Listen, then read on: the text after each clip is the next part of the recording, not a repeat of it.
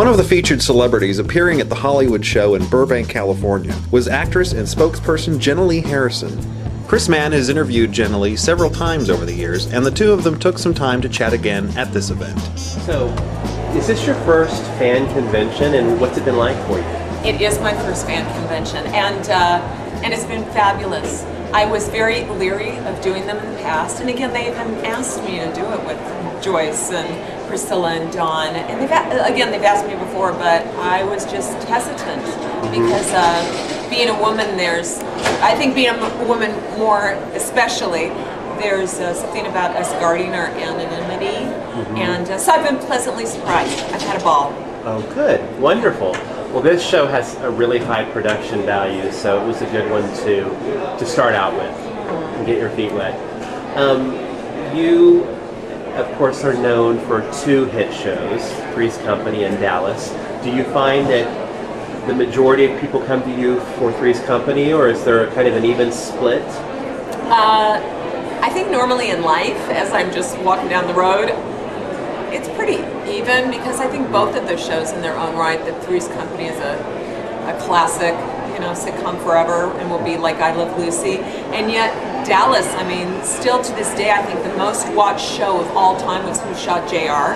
Amazing. So Dallas was as big for nighttime soap and drama as Three's Company was. Yeah. At this particular show, it has gravitated more towards Three's Company. Yeah.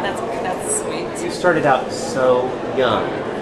I mean, at that young age, 20, however old you were, did you have a grasp for, you were entering this realm of iconic status 20, 30 years later? Did you grasp that? You were so young.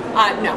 So when you're, that's one thing I think you could say that about everything in life, is when you're young, all of us, that young, that, I got really famous when I was like 19, 20 years, like huge, overnight, to have that part, to replace Suzanne Summers on Three's Company. Hey Daniel. And when you're young, Front door, please. we're just bustling through life. And I think as we get older, we sit there and contemplate life more and don't think that it's just, this free ride, that it's like, whoa, you're taking the moments a lot more. So that's cool. And you started out as an LA Rams Embraceable You cheerleader. You have your poster up there. When Farrah Fawcett passed away recently, ABC ran some footage of women that had the Farrah hair, and they showed you cheering, which there you go, and you still have that hair. What was that experience like for you? Were you aiming for a career in television, or did you just sort of enter because of your athleticism? Did you enter the cheerleading realm? I had never planned on making show business a career. I'm actually extremely studious and come from a very intellectual family. My father's an aerospace engineer, my mother's a math teacher, and I was actually the best student of the family, so I was going to school and I wanted to be a medical doctor. And I went to Occidental my first year, and I graduated from USC with an A average, and now I wanted to go into medicine. And what I did is I got in show business because a guy dumped me, true story, and I wanted to prove a point when I was young, so I entered a local beauty contest and I became Miss Everything. I was Miss Young America, so I represented the United States in an international beauty pageant, whereby I was discovered and started doing television commercials. A natural progression was to get a theatrical agent, but what I was doing was just paying for my education, because my parents didn't have the means, and at that time it was costing me about $27,000 a year. So I would go to my teachers at the beginning of every session and say, look, I'm paid for this, so I'm going to be here in class, and if I'm not in class, it's out, because I have to be out seeking a job to pay for this. When I got that part on Three's Company, I looked to the heavens and said, oh well, God, I guess this is what I'm supposed to do. So that's how it happened. And I've had a wonderful life. So it was, and now I practice my own home medicine a lot because I have lots of animals. So that's real nice. I get a lot of glory in that. Well, tell us about that. I know you grew up, you were an athletic girl. John Ritter has said that your athleticism certainly lent to the physical comedy the two of you did together. The ironing board scene. That's a good one, yeah. You did a lot of jumps and leaps and falls. Did you have a background with animals as well, and horses? I loved animals. My dad actually told me a story the other day. So when I was always very headstrong, still am. But he said when I was a teeny kid, I was terrified of animals, which is interesting. But when I first started making money, the first thing I did is I went out and bought myself a horse. So and today I'm just animal nutso with it. I've never birthed children, and yet I have my animals, which are my kids. But I was, yes, always athletic, and I was a junior Olympic swimmer.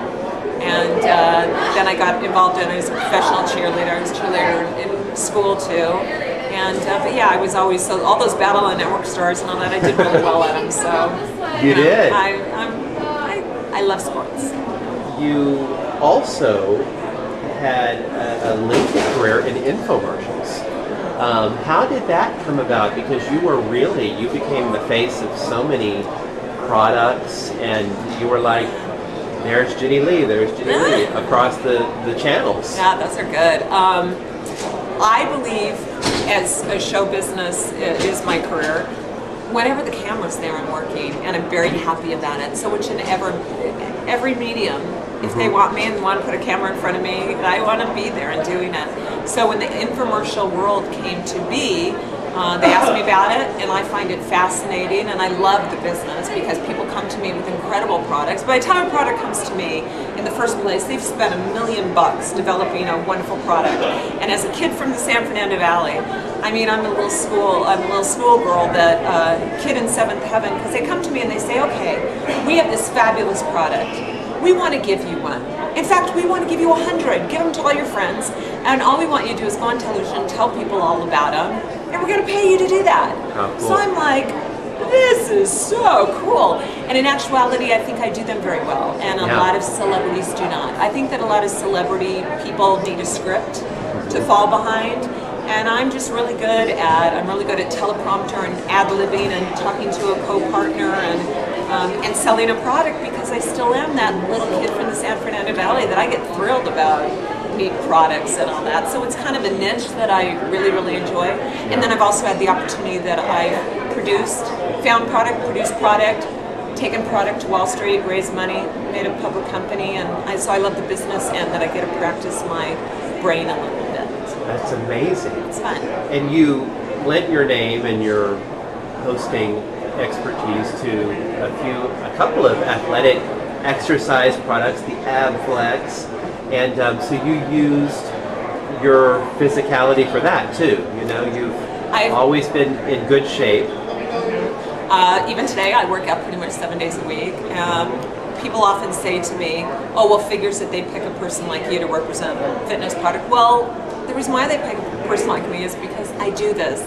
I work on this every day.